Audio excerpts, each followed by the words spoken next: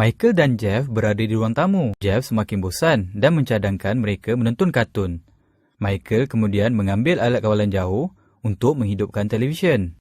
Walau bagaimanapun, tiada apa yang berlaku apabila dia menekan butang pada alat kawalan jauh. Apa yang tidak kena dengan televisyen ini? Michael memeriksa belakang televisyen. Dengan begitu pasti, dia mendapati kabel elektrik tidak dipasang ke soket bekalan kuasa. Apabila Michael memasang plug di televisyen, ia hidup dengan menghasilkan gambar dan bunyi.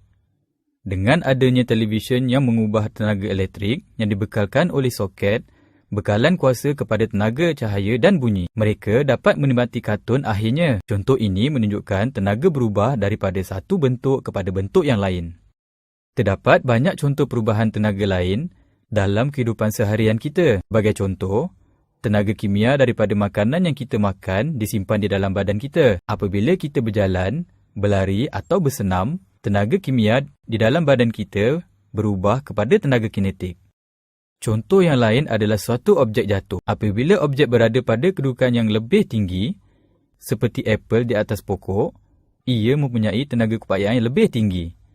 Apabila objek jatuh, tenaga keupayaan berubah kepada tenaga kinetik.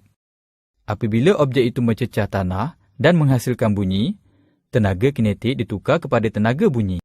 Apabila kita membakar bahan api atau menyalakan lilin, tenaga kimia yang tersimpan di dalam bahan api atau lilin ditukar menjadi tenaga haba dan cahaya.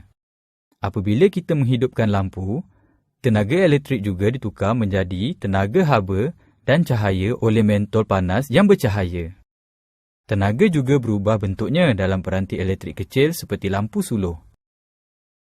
Dalam lampu suluh, bateri disambungkan kepada mentol dalam litar elektrik. Apabila suis ditutup, tenaga kimia yang tersimpan di dalam bateri diubah menjadi tenaga elektrik. Mentol kemudiannya mengubah tenaga elektrik yang mengalir di dalam litar itu menjadi tenaga haba dan cahaya. Banyak peralatan elektrik lain juga mengubah tenaga elektrik kepada satu lagi bentuk tenaga yang boleh kita gunakan. Sebuah radio menukarkan tenaga elektrik kepada tenaga bunyi. Sebuah kipas elektrik menukarkan tenaga elektrik kepada tenaga kinetik bilah yang berputar.